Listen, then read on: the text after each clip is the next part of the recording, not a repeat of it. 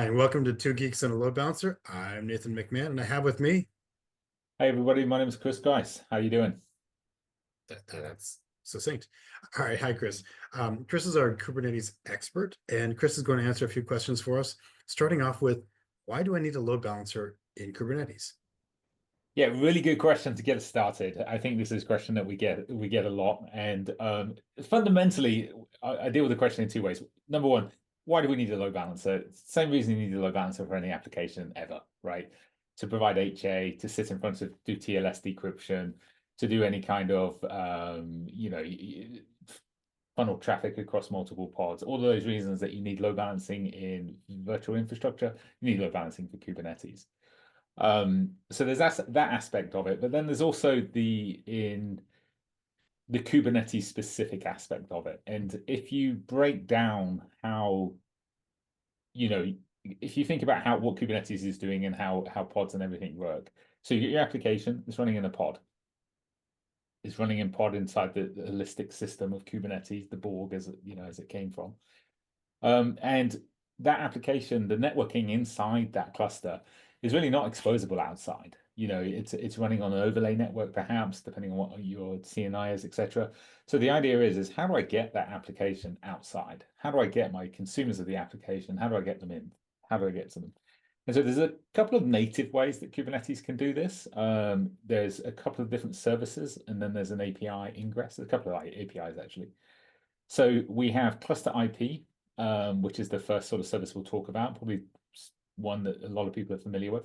Thing to remember about ClusterIP is it is an internal only service. So if another pod or another application within Kubernetes needs to access that pod, it has to go through a ClusterIP service. And so this is all internal to Kubernetes.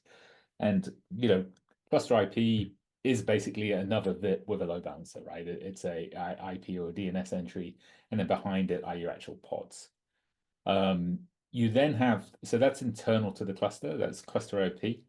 Then to get your application outside, you could use NodePort. Okay, so that's another service type. NodePort service, what that does is it exposes the application on every node in the cluster on a distinct port, often in the sort of 32,000 to 40,000 range.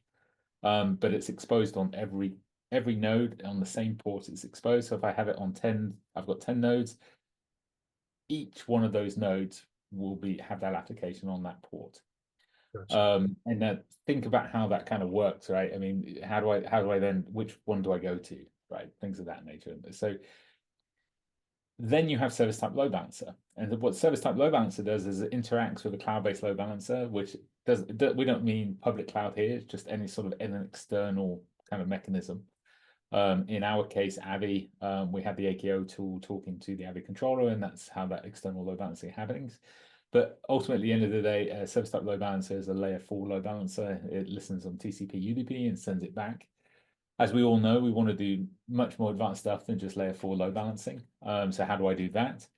To do that, there's a Kubernetes API called Ingress, and Ingress gives you layer 7 routing. And so that's host path-based routing, goes back to a service, could be the ClusterIP service, could be the NodePort service. And so we'll route at layer 7, we'll go back to our service, and then we'll go back to the pod. And Ingress is where I get all the power, the microservice magic that I need. I can extend it, I can do, all different kinds of things in Ingress and extending Ingress. So those are really, and that was quite a big nut, but All right, so there's a number of different methods here that within Kubernetes for doing this. Some of them are for more internal east-west. yeah. Some of them are then you get, like NodePort. We can get up into service type load balancing, and then we provide external.